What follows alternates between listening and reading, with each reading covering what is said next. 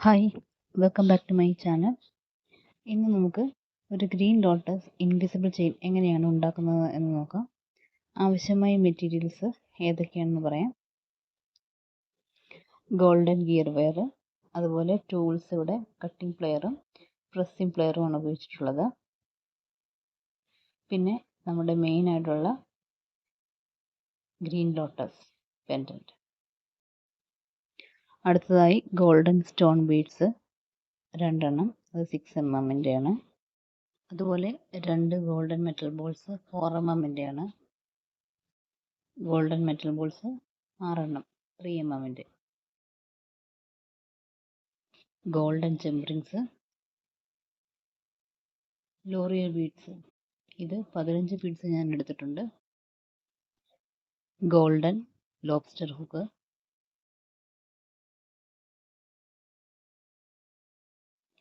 ഇത് golden gear lock. ഇനി നമുക്ക് ഈ ഇൻവിസിബിൾ ചെയിൻ എങ്ങനെയാണ് ഉണ്ടാക്കുന്നത് എന്ന് നോക്കാം. 3 ഗോൾഡൻ ജംറിങ്സിലേക്ക് ലോറിയൽ ബീഡ്സ് കോർത്തെടുത്തതിന് ശേഷം 3 ഹാങ്ങിങ്ങുകളായിട്ട് ഈ ഗ്രീൻ ലോട്ടസ് പെൻഡലിലേക്ക് നമ്മൾ കണക്ട് ചെയ്യുകയാണ് ആദ്യമായി ചെയ്യുന്നത്. അങ്ങനെയാണ് നമ്മൾ ഈ ഇൻവിസിബിൾ ചെയിൻ ആവശ്യമായ ലോക്കറ്റ് ഉണ്ടാക്കിയെടുക്കുന്നത്.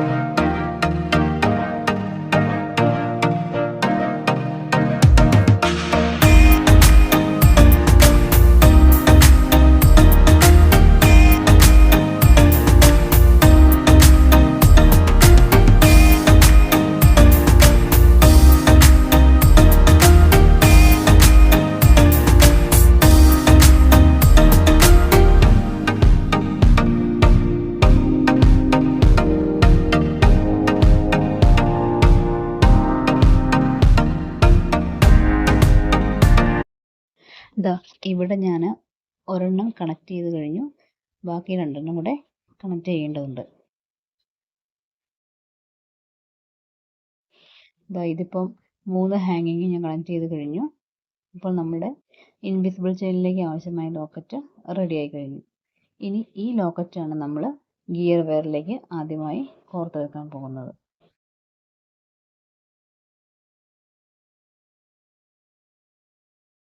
നമുക്ക് എത്ര ഇറക്കത്തെ മാല വേണോ അതിനനുസരിച്ച് നീളത്തിൽ ഗിയർ വയർ മുറിച്ചെടുക്കുക. അതിനുശേഷം ഇവിടെ ഈ ലോക്കറ്റ് ഞാൻ ആദ്യമായിട്ട് കോർക്കുകയാണ്.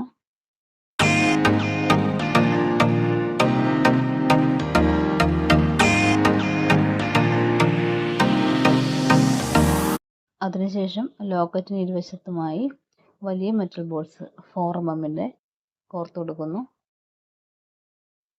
അതിനുശേഷം 3 mm 2 മെറ്റൽ ബോൾസ് ഇരുവശത്തുമായി കോർത്തെടുക്കുന്നു.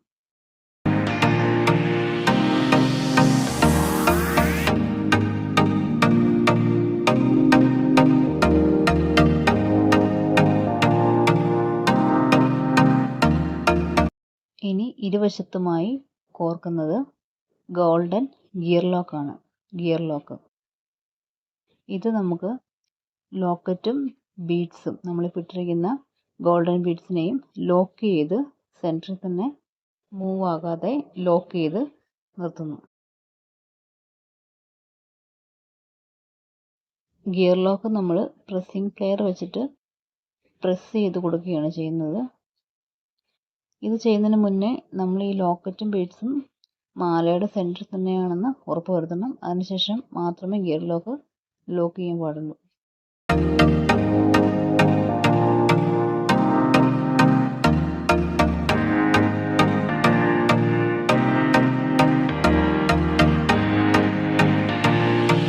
ഇപ്പോൾ ഇവിടെ നമ്മൾ ലോക്കറ്റ് സെറ്റ് ചെയ്ത് കഴിഞ്ഞിരിക്കുകയാണ്.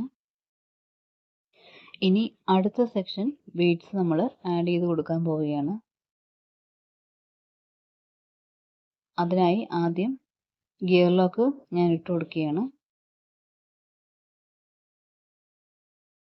ഇവിടെ നമുക്ക് എത്ര അകലമാണ് മാലയ്ക്ക് വേണ്ടതെന്ന് ആദ്യം കണക്കാക്കിയതിന് ശേഷം ഇവിടെ ഗിയർ ലോക്ക് ചെയ്ത് കൊടുക്കണം.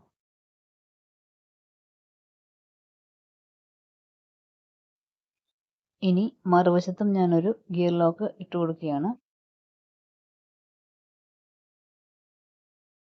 ഈ വശത്തും നമ്മൾ മുന്നേ ചെയ്ത സെയിം ഡിസ്റ്റൻസിൽ ഗിയർ ലോക്കിനെ കൊണ്ടുവന്ന് ഒരേപോലെ നിർത്തിയതിന് ശേഷം ലോക്ക് ചെയ്യുന്നു.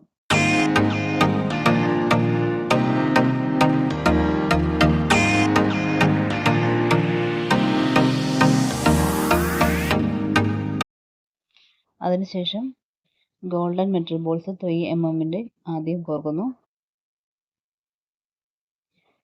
അത് കഴിഞ്ഞ് ഗോൾഡൻ സ്റ്റോൺ ബീഡ് 6 mm കോർത്തെടുക്കുന്നു. അതിനുശേഷം ഗോൾഡൻ മെറ്റൽ ബോൾ 3 mm കോർത്തെടുക്കുന്നു. അത് കഴിഞ്ഞ് ഗിയർ ലോക്ക് കോർത്തെടുത്തതിന് ശേഷം ഞാൻ ചേർത്ത് ലോക്ക് ചെയ്ത് കൊടുക്കുന്നു.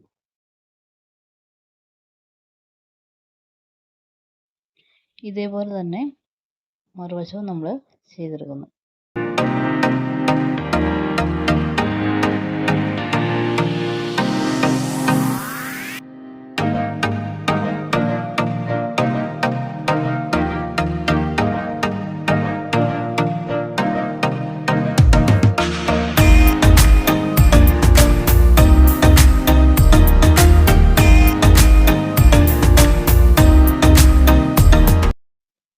ഇവിടെ ഇപ്പം രണ്ടാമത്തെ സെക്ഷനും കംപ്ലീറ്റ് ആയിരിക്കുകയാണ്.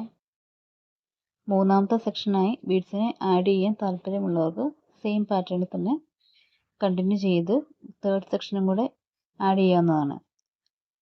ഇവിടെ ഞാനിപ്പം ബാക്ക് ഹുക്ക് വെക്കുകയാണ്.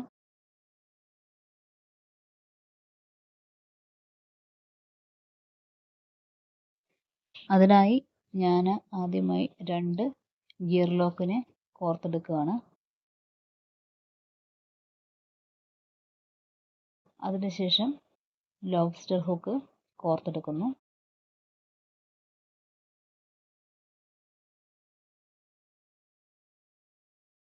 അത് കഴിഞ്ഞ് ഈ ഗിയർ വെയറിനെ വളച്ച് ഈ 2 ഗിയർ ലോക്കിനുള്ളിലൂടെ കടത്തിയെടുക്കുന്നു.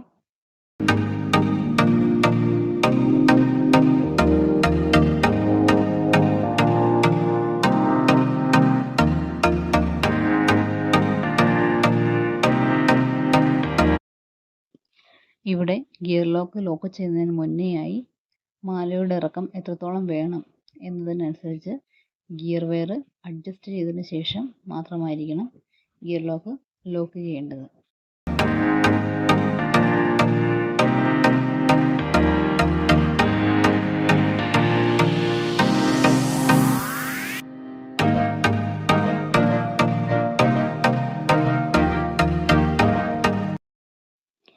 ഇതേ രീതിക്ക് മറുവശത്ത് നമ്മൾ ജംപ് റിംഗ് ഉപയോഗിച്ച് ചെയ്തെടുക്കുന്നു. ആദ്യം 2 ഗിയർ ലോക്ക് ഇട്ടതിന് ശേഷം ജംപ് റിംഗ് ആഡ് ചെയ്ത് കൊടുക്കുന്നു. അതിനുശേഷം ഗിയർ വെയറിനെ വളച്ച് 2 ഗിയർ ലോക്കിനുള്ളിൽ കൂടെ കടത്തി ഗിയർ വയറിൻ്റെ നീളം, അതായത് മാലയുടെ ഇറക്കം കറക്റ്റായിട്ട് അഡ്ജസ്റ്റ് ചെയ്ത്, അതായത് ഇരുവശവും നമ്മൾ ഇതുപോലെ പിടിച്ചു വെച്ച് നോക്കണം. ഒരു വശം കുറഞ്ഞും കയറിയും ഇരിക്കാൻ പാടില്ല. അപ്പോൾ അത് കൃത്യമായി നമ്മൾ ഇതുപോലെ പിടിച്ച് അഡ്ജസ്റ്റ് ചെയ്ത് നിർത്തിയതിന് ശേഷം ഗിയർ ലോക്ക് ചെയ്യുന്നു.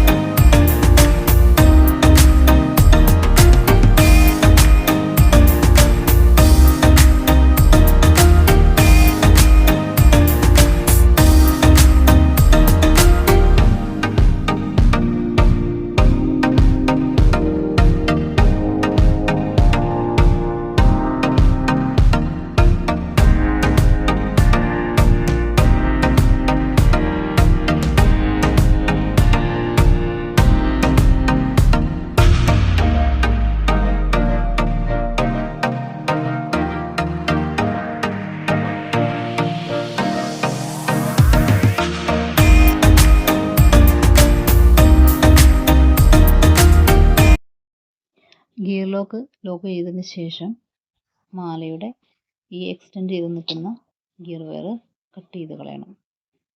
രണ്ട് വശത്തുമുള്ള എക്സ്റ്റെൻഡ് ചെയ്ത വയർ കട്ട് ചെയ്ത് കളയണം.